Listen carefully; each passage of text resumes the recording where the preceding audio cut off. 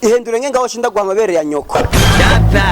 Genda urakagogora urakicwa na kutura kicwa n'irasi urakagongwa n'imodoka urakakoroka mu ndege wa mavyiwe. Bijya nta bintu by'amavyiwe wumvise birimo. Warivuze nyene. Hewe mbabarira basi. Allah.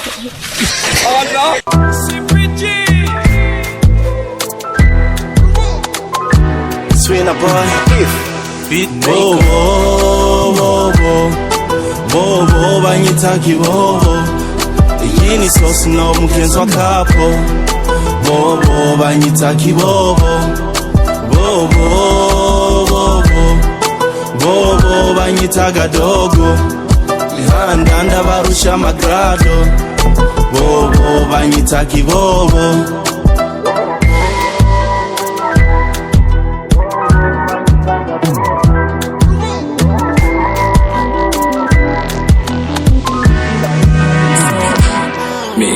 Nabaye drunk sinkiri soba nja mu kabare bukira bugaca aho nabaye banyitaga icaba bavuga kibobo ngo singira indera guma mu vyango nibye gapero nkorana n'amaniga vuki buhoro tunywa kanyanga ndetse n'ubugoro tuzinduka todo tuja mu birabo biteye ubwoba turaniba cyatunaniye no kwica abantu uretse ko twica gahunda sinkiri jewe nari yibagiye ibimoko nkubitwa nari yakiriye ku magereza ndahaboneka kenshi abenshi muri bo barandambiwe na hanuwe kenshi ndigira igenge none hendize zerabe ibyo nikoze ndimaze nahoze ndi ntore ndangwa n'umwetu keka kombeshe baza modeste na warabizi nahenzwe n'ifege nyoboka kanyangu unsoneye we anyita kanangu wari we wese mbonamwe amanyanga amazina nitwa yose imiharuro kuyi mihanda nitabuko mpamagawe kose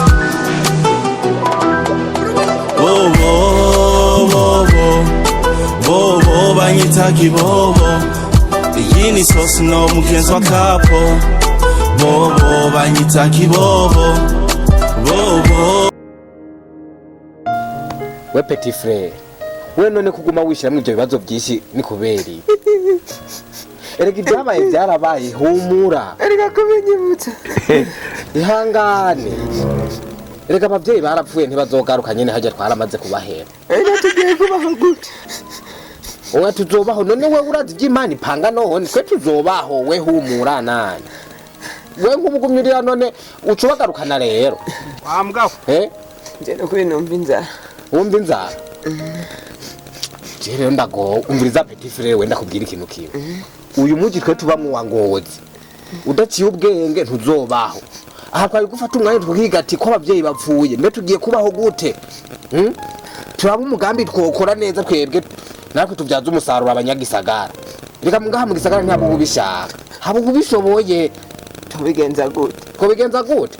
Je umviriza umupango na limfise bijya umuntu mukuru yamari mukuru. Urumva? Je mfise umupango ngomba gukora. Kandi urazi ko na nyene icubahiro perezida avuga ati dukura amaboko mu mifuko mu mpuzu twe dukore. Wenge ndakuzanira umushinga tukore neza kandi ndaza amafaranga arimwo bien. Sibyo? Urabizi neza. Je ndavyizeye we kimwe gusa ndagusaba ubeseriye mu bintu tugira dukora. Ibintu by'amariro banzu bijane kwa shenyoko. Bari kamba munuka. Sibyo? Tugira tubanze dukora umuti. W'ikintu ngenda gusaba. Nukuvuga wewe ugira ube intuzeye impumyi sivyo wigira impumyi kandi ube na nyamuragi ntavuga kandi ntiyumva kandi utanabona we ncenza ndagufata ngende kugusabisha hano mu muji haraba boss beshi nze ndavuga ati uno mwana wanje uko nuko ewana ntiyumva ntavuga ntabona ni nyamuragi mu mutwe kujya udufaranga urabe tuba ba boss we urabe mu minsi imbere tugure n'imodoka tari twabaye ba boss bwo tugende iyo diri mbonye yase we cenda kuheka mvuge ko wapfuye wampe ndiko ndahiga amafaranga yo kugira tugura isanduku dushyize muri yace tuyajya abwo umuntu umuga we ibyo abavyeyi banzu vyiyo bagize ahubwo twagiye na tugende I am proud kuba navukiye ku Gasaka nakabuza usanga utahaza ariko warumvise ko havuka intwari gusa RAP HEP tankuru nziza warakoze RAP MR Saidi Braza na Chanjo Amisi Samandari mwene Mandaranga inarunyonga na inakiguno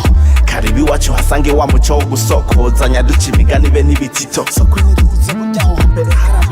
mpagaze ku gasongero ko ku Gasaka ndavuze ati mwiriwe ngo ziki bose ni sawa rero sawa bosi kwe dufise ikibazo bosi oyo uno ntayumva kandi ntabona oya nukuri basi kwe dufise ikibazo uno mwana wanje afise ikibazo gikomeye uyu ntabona niyumva ni nyamuragi ni mpumyi nyene afise ubumuga bwo kutumva kutabona no kutavuga basi nyene oya ntana kimwabona nukuri kwe ingorane none hakiri kwe dushaka ubufasha bwanyu nukuri burya uyu nyene nukunyena ameze nk'ubu yumva namukoze ko gusa nta kindi kintu yumva no kuvuga ntavuga ntanakubona basi twashaka umuntu adufasha nzomujane kwa muganga bamuvure buno buhumyi bamukore no mu kanwa yongera avuge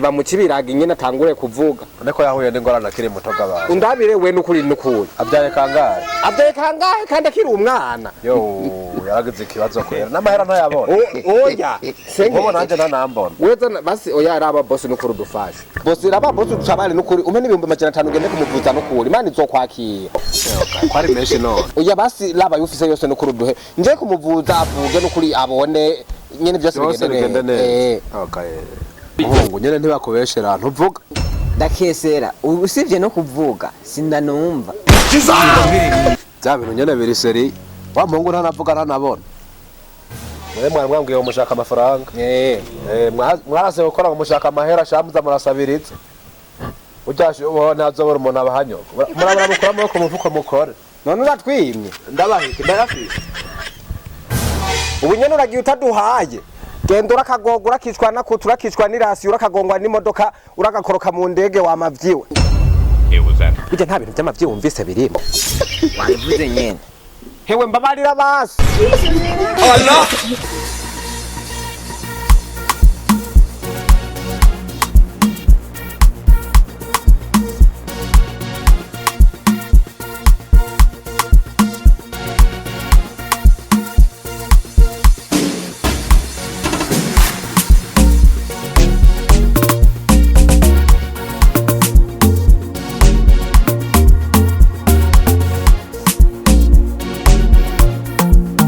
Kasongo yeye Mombali nanga Kasongo mbona wewe Songa libala oh yeye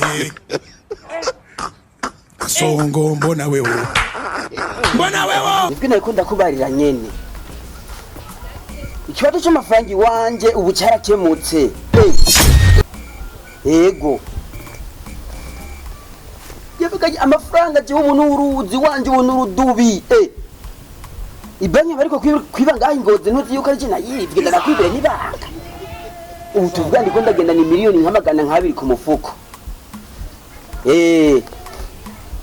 asha jewe namye niyumvira ko hewe ubu ndiko ndiyumvira ko noshobora kwimura abantu bose bari ngaha mu Burundi bakagenda igihugu nkakibana mu ndije nyine ko amafaranga afise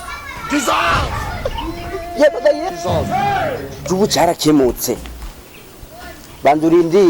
bandurindire gatoya boss ni sawa umeze neza ndashima we ndumva amafaranga yaraguteye je bakayejo nini banga cy'amafaranga hama twe dufise ikibazo uno muhungu uno ubona ari mu mugongo yampfiriyeko yagupfiriye uno yahora agwaye mu mutwe yahora agwaye kumengo murasa none turavukana twebwe rero abavyeyi barapfuye bagonzwe n'imodoka uyu nawe twabonye apfa kubera ihahamuka nabuze amafaranga kuja kumuhambisha n'ukuri pore sana kwe nashaka urabe umpe nayo kugura isanduku ngende kumuhamba n'ukuri ndaba amafaranga ku isanduku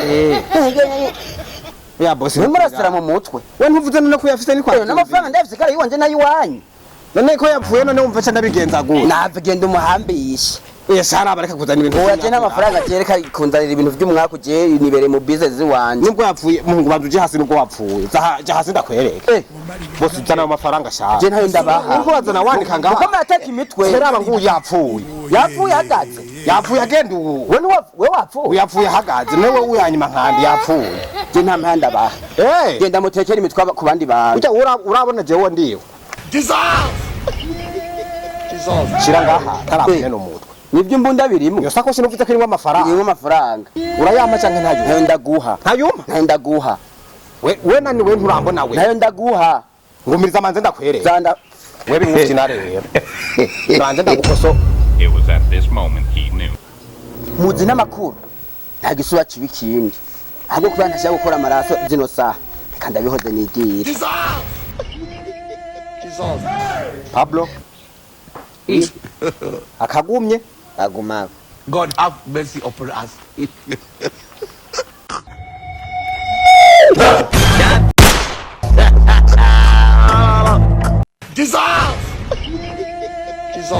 Ihendure ngenga washinda guha amabere ya nyoko.